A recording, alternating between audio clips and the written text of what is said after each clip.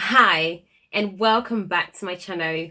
My name is Lisa, and in today's video, we're going to be talking about English test. So we're going to be exploring the different practice materials that are available when you're taking a test. If you're interested in this, stay tuned.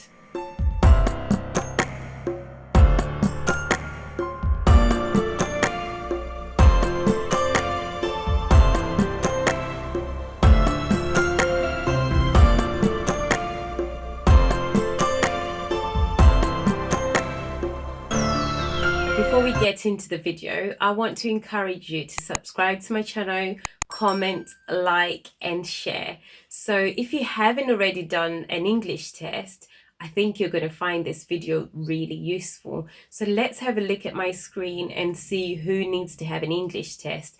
And then we're going to go into exploring the different practice materials that are available in order for you to get going with your tests, right? This is the UK government website.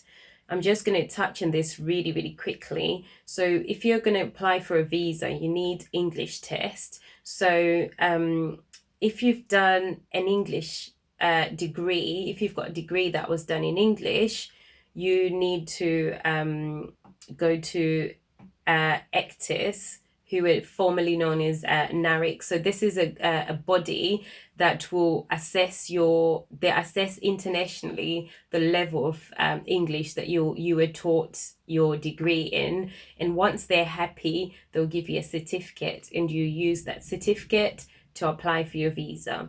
But if you haven't got a degree, this is what you need to do. You will need to do a test. So I'm just going to go through the list of exceptions so that you know who is not required to do an English test. So if you're in one of these countries, you are not required to do an English test. So countries like Canada, USA, Trinidad, Barbados, Australia, Malta, New Zealand, Grenada, Bahamas, most of those, as you can see on the screen, you're not required to have an English test.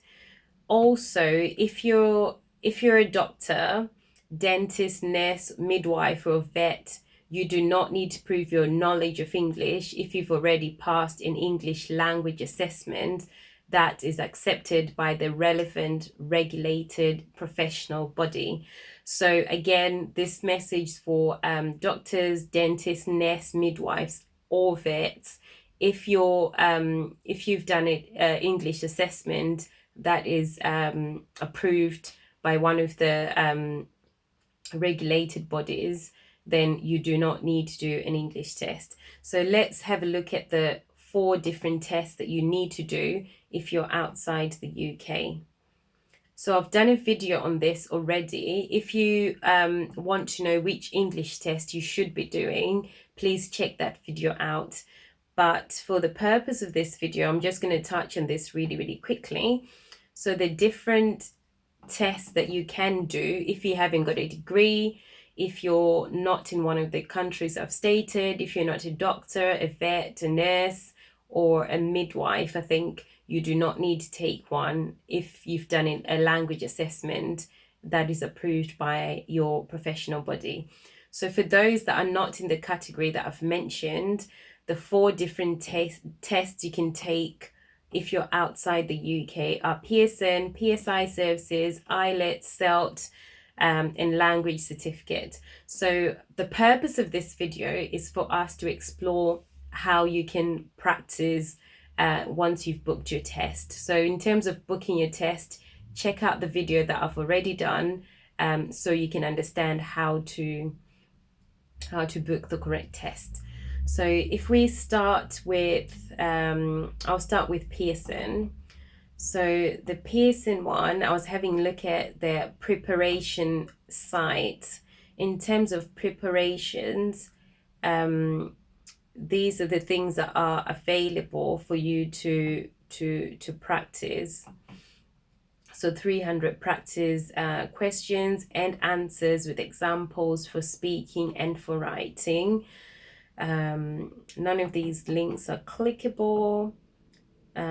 So once you choose the bundle that you're after, that you're interested in, so these are the bundles. So number 4 seems to be the standard one or the most popular one. So what you get with that is you get 4 tests are included. You get PTA Academy question bank, and for that it's £89, 89.99 US dollars. And then the next package up is, so again, it's, you get everything else that I've mentioned, and you get, this is not included in the other one, so PTA Academy English Booster, and you also get the official guide to PTA Academy for $129. So this includes savings of $134.93. So from memory, I think this is one of the cheapest, I think. But when we add all of this up, it's not proving to be the cheapest. So it depends really with your pocket and your convenience. In terms of dates, depending on where you are, this seems to have dates that are much, much closer. So I just thought I'll share this with you so you can consider that. The next one that I'll look at is language certificate. So I'm on their preparation page. So once you book your exam, you can always go on their preparation page. And then what I can see is there are webinars available for you to practice. So I've clicked on B1, which is the one that you need, or the minimum requirement. So if you click on this, it takes you to a YouTube page. So this YouTube page basically walks you through what to expect in an exam. So how the listening, how you be asked the questions. But what's lacking for me with this is it's not telling us how to answer. It's not telling us so what is the right answer. It tells you what to expect, what the questions will be. But for me, that seems to be lacking.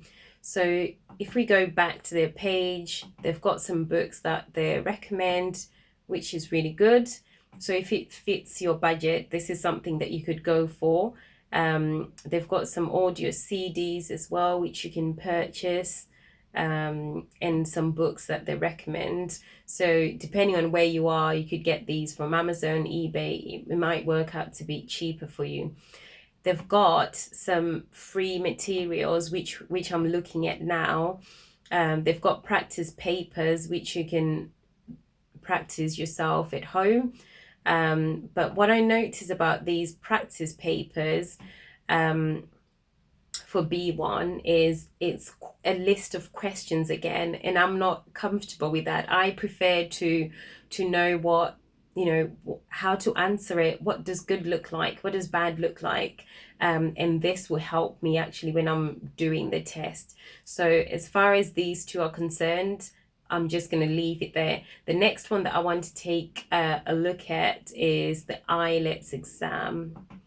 So IELTS, I think from memory, seems to be one of the dearer one in terms of price.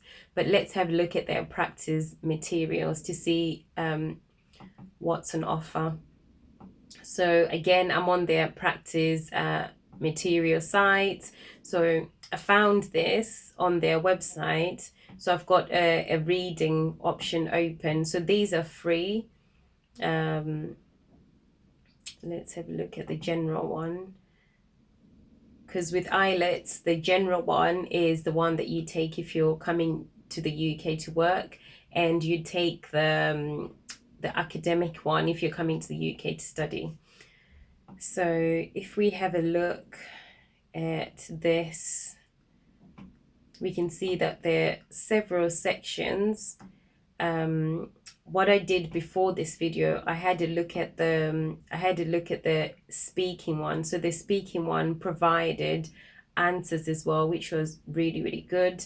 And this one, as we can see, their answers provided as well. So it gives you an idea of if you are doing the test and then you can check with the answers, it gives you a rough idea to know whether what you're doing is correct or incorrect. Right, so what I found as well, this website, which I'll share with you, is I found this really, really useful. This is IELTS again. So if you go on here, I've chosen reading and intermediate because I thought it's easier to demonstrate, but you can always choose listening here, or you can choose writing or speaking. It's entirely up to you. Well, if you are going to practice, it's best to do that, to practice everything. So you can choose a section that you want to practice. They also have live online classes. I didn't click on the online tutoring. It might be that there's a fee, but that help is there if you need it, which is really, really good. So if I click on one of these, so this is one of the examples that you might get in your actual exam. So let's have a look at what's been asked in here. Okay, so I think with this you basically read text, and when you've read that text, you fill in the answers. There's so much practice material in terms of speaking. I did the speaking one before this, but I thought in terms of capturing it for the camera, it's better to look at maybe reading or writing. So with IELTS, I'm pretty happy because there are examples provided. When you get an answer wrong, it tells you that you've got an answer wrong, and the price is dear, but you get the free practice material.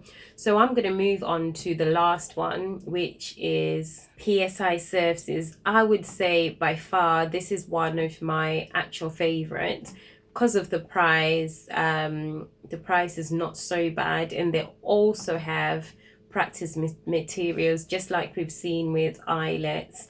So if I have a look at their practice materials, you can actually go through an exam in practice. You can practice your speaking, your listening, your reading, your writing, just like any other ones, but I just prefer it in terms of my own assessment. In my own opinion, if I was to do any of these tests, I would go for PSI 1 because it's cheaper, 2 because the practice materials seem to be easier, and the actual exam seems a lot easier.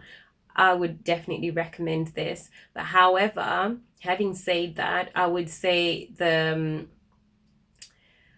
if you're not good at typing, if you're not good at using a computer, this could not work for you. The reason why is this is computer based. This is not a paper based exam. So I would say go for IELTS and go for paper based, because this doesn't have an option to have paper based.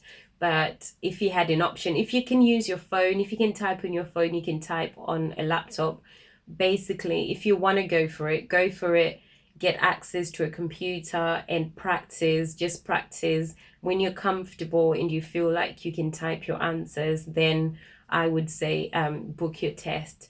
I think that concludes this video. Thank you so much for watching. If you enjoyed my video, please comment, like and share. If you haven't subscribed, please do so, and thank you so much. I'll see you in the next video.